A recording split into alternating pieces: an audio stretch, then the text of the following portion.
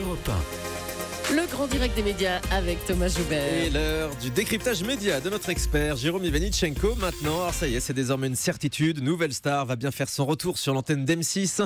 Le télécrochet qui a révélé entre autres Christophe Willem, Julien Doré, Amel Bent reviendra à la rentrée prochaine. Et on sait un peu plus ce matin, Jérôme, notamment sur la composition du jury. Et oui, vous le savez, le jury, c'est ce qui fait la force de Nouvelle Star. On se souvient des envolées philosophiques d'André Manoukian ou de l'excentricité de Marianne James.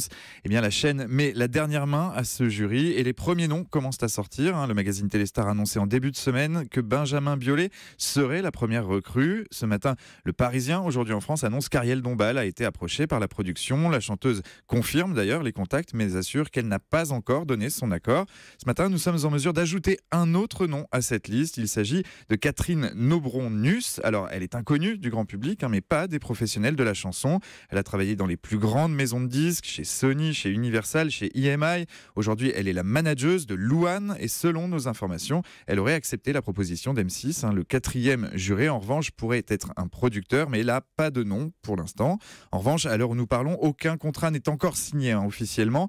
Les jurés contactés s'engageront officiellement quand tout le monde aura dit oui. Une officialisation qui devrait intervenir très rapidement, dans une dizaine de jours, tout au plus. Il faut dire que le temps presse. La chaîne a l'ambition de relancer le programme à la rentrée prochaine, dès le mois de septembre. Un timing qui semble tout de même un peu serré. Une source proche de la production nous indiquait hier que les salles pour les grands castings organisés à travers la France n'ont toujours pas été réservées. Alors qu'est-ce qu'on sait d'autre sur ce grand retour de Nouvelle Star ? Alors à la production d'abord, on retrouvera Fremantle Media, propriétaire de la marque Nouvelle Star et producteur historique du format depuis son lancement en 2003. C'était déjà sur M6.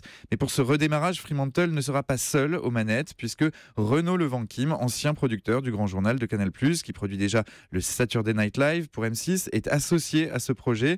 Il travaille depuis plusieurs mois à ce grand retour, main dans la main avec Fremantle.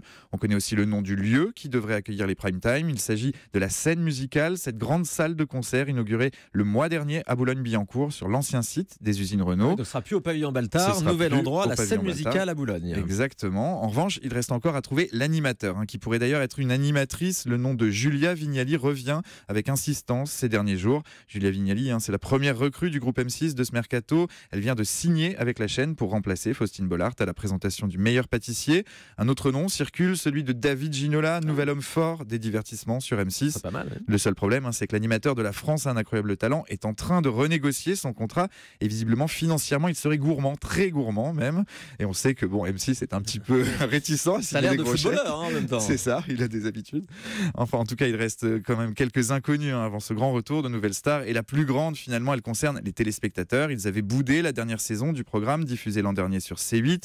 Faire revenir ce format culte des années 2000, est-il une bonne idée ? M6 veut y croire, mais elle n'a pas la réponse. Oui, moi je suis pas sûr que ce soit une bonne idée, parce que la marque a déjà été très abîmée en passant sur D8 puis sur C8. Et puis c'est quand même une vieille émission, rien que de réentendre le générique tout à l'heure, on a l'impression de se replonger dans les années 2010. Jérôme, vous pensez que c'est une bonne idée à titre personnel ? Non, moi je pense que M6 essaye absolument d'avoir un télécrochet. On a vu avec le c'est ça, un grand Star. programme de divertissement, Voilà. Mais reprendre cette marque qui a marché à l'époque. Guillaume Janton, votre avis, ça m'intéresse. C'est une très bonne idée, j'adore la Nouvelle Star et j'adore David Ginola, j'aimerais bien que ce soit lui. Ouais. Voilà. Ça c'est une bonne idée en revanche. Je pense que David Ginola a encore C'est très bon grand dans l'exercice. sur M6. Et j'ai posé aussi la question à Julie, la plus grande experte média de la place de Paris. Julie, le retour de Nouvelle Star, bonne ou mauvaise idée ? Très bien, avec le même générique comme le carillon d'Europe 1 qui est le même depuis 1955.